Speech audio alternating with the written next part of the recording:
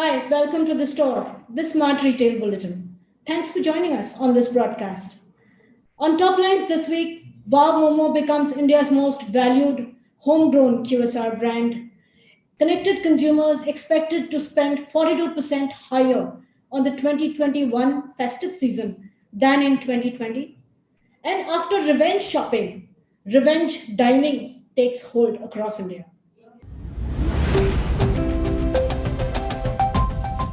Indians are all set to showcase their resilience and embrace the 2021 festive season yet again.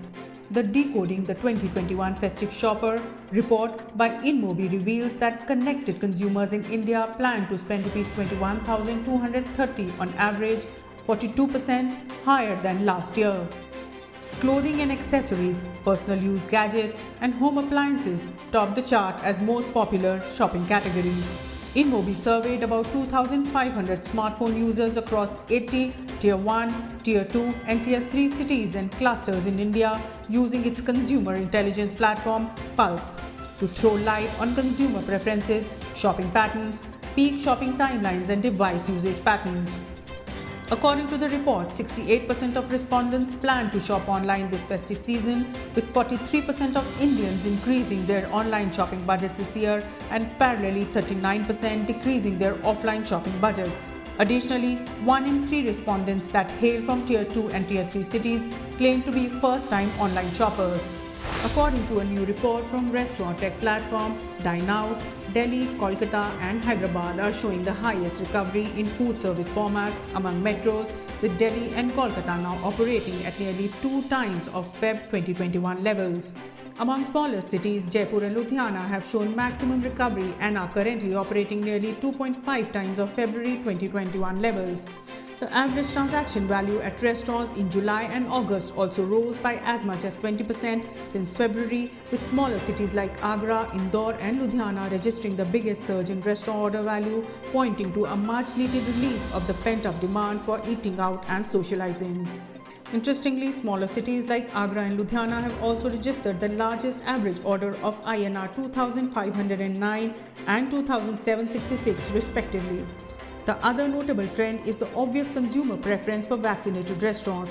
Out of 50,000 outlets across 20 cities listed on Dine Out, around 67% outlets have fully vaccinated staff, with Ludhiana, Kolkata, Jaipur, Lucknow, Delhi and Bangalore boosting the highest percentage of Dine Out at vaccinated outlets. Leading quick service restaurant company Wow Momo Foods has raised over $15 million in Series C fund round led by Treeline Investment Management. The funding round also had participation from Indian Angel Network Fund as well as existing investor Lighthouse Funds. The Series C makes Wow Momo Foods the most valued homegrown QSR brand with a valuation of Rs 1,225 crore, up from its last valuation of Rs 860 crore in September 2019 when it raised funds from Tiger Global. The fresh funds will enable us to amplify efforts to newly launch FMCG business and add more energy to the expansion of our QSR and Cloud Kitchen brands, the firm said in a statement. Launched in August 2008, the company currently has 350 plus Wow Momo outlets and 50 plus units of Wow China. It is planning to set up over 150 stores and 50 cloud kitchens as well as grow 2 times plus on monthly run rate by August 2022. In recent weeks, Wow Momos also announced a foray into the FMCG space with ready-to-eat momos made exclusively available on BigBasket.com.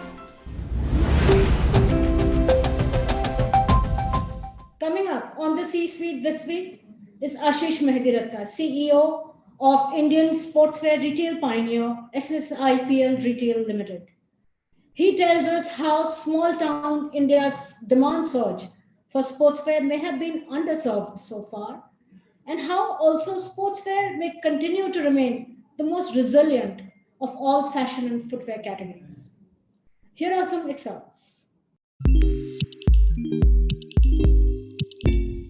The silver lining, or maybe the major lesson in this entire crisis, has been what technology can deliver for you.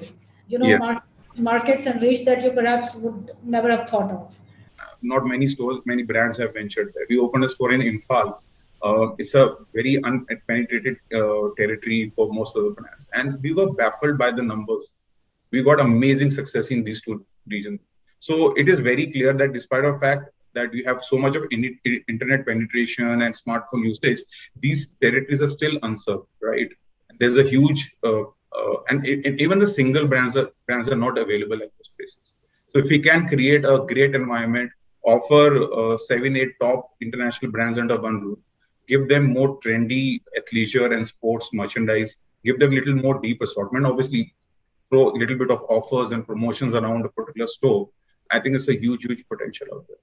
What would you advise going forward, the top 2, 3, 4 advice notes for retailers in sportswear to how to enhance the brick and mortar experience going forward? I think it has to be a curated, deeper assortment of the merchandise.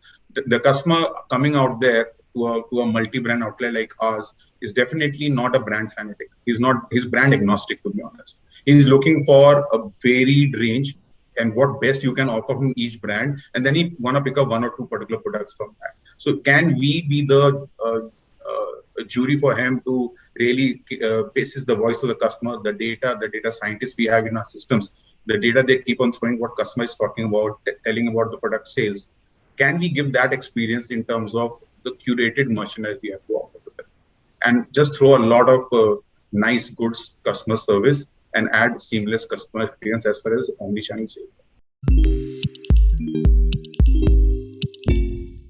And that's a wrap for this edition of The Store. Thank you so much for watching.